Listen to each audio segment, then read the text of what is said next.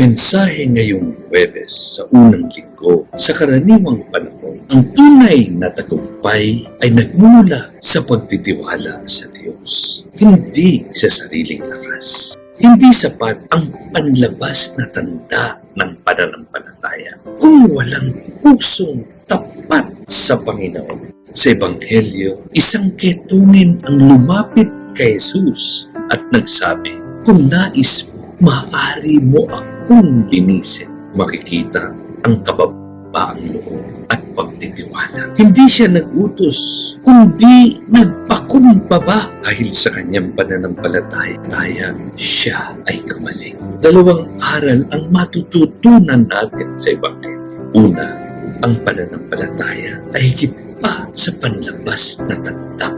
Hindi sapat na may relihiyosong bagay o ritual. Kailangan ang pusong nakatuon sa Diyos. Ikalawa, ang tunay na kagalingan ay bunga ng pagtitiwala.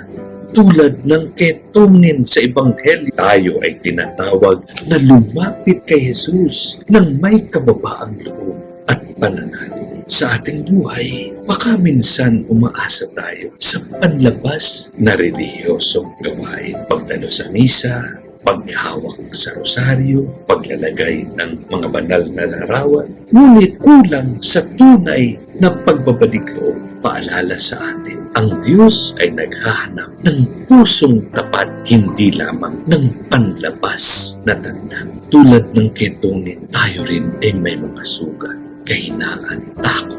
Kung lalapit tayo kay Jesus ng may kababaang loob, sasabihin din natin, "Kung nais mo, linisin mo ako." At tiyak na sasagot siya, "Nais ko, luminis ka."